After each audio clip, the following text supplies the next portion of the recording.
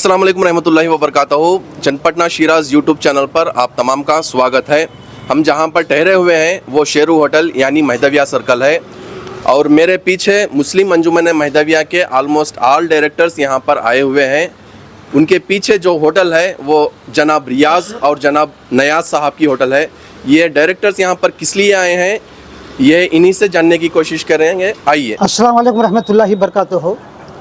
मैं मुस्लिम अंजुमन महदविया का मोहतमिद अयूब खां, मेरे साथ सदर मुस्लिम अंजुमन महदविया जनाब मोहम्मद साबिरुल्लाह साहब और उनके हमरा अरकान मजलिस मुंतज़िमा मौजूद हैं। हम जिस जगह खड़े हुए हैं वो सीके रोड है। यहाँ पर नयाज खान साहब की होटल है, इसके पीछे रियाज खान की होटल है। तकरीबन 3 साल से इन लोगों ने हमारा मुस्लिम अंजुमन महदविया को इसका किराया अदा नहीं किया।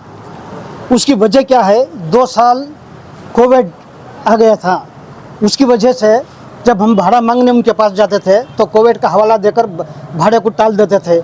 फिर उसके बाद जब हमने उनसे फोर्स की तो कौम के चंद दानिश्वरों को साथ लेकर आए और उन्होंने कहा कि इनको लॉस हो गया है, इनको एक और मौका दीजिए ताकि यहाँ पर कमा कर आपको दे सकें।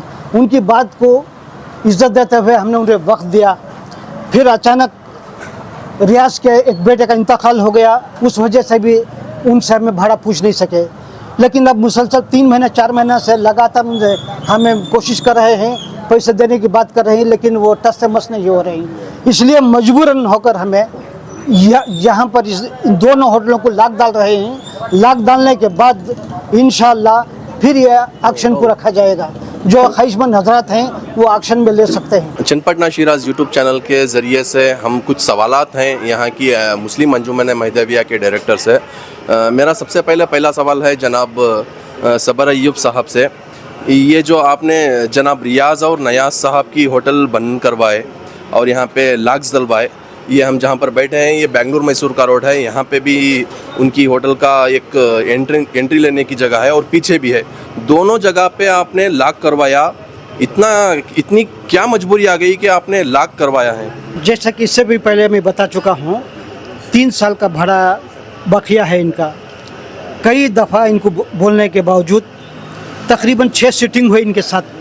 हर बार एक नए दानिश्वर साहब को साथ में लेके आते और उनसे सिफारिश करवाते कि ये जो बंदा है ये धंधे में लाश कर चुका है, बराए मेहरबानी इसको मौका दीजिए ताकि ये इसमें ख़ुद कमा कर देंगे, क्योंकि ये कौम का मामला है। तमाम डायरेक्टर ने मुत्तफ़िक़ सा फ़ैसला लेकर कई बार मौके दिए इनको कि आगे बढ़ने के लिए, लेकिन उसके बावजूद भी बकिया भाड़ा बढ़ता गया।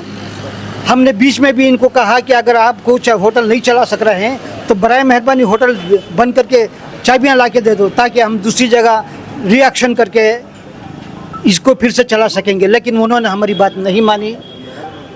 तकरीबन 6-7 महीने से होटल बंद है। इसके वजह से हमने ये कदम उठाए, सख्त से सख्त कदम उठाकर अब ये बंद कर दिया है। इंशाअल्लाह 2 या 4 दिन के बाद से फिर हम इसको एक्शन में रखेंगे। एक्शन में जो भी साहिबान हिस्सा लेना चाहते हैं ले सकते हैं।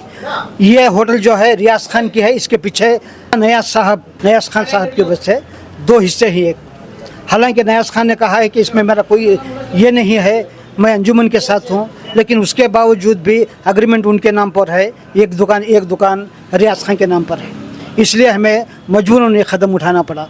6 सिटिंगों में भी हर बार जो भी दानिश्वर साहब एक कौम के समझदार फर्द आए थे, उनकी बात को भी इज्जत नहीं दी उन्होंने।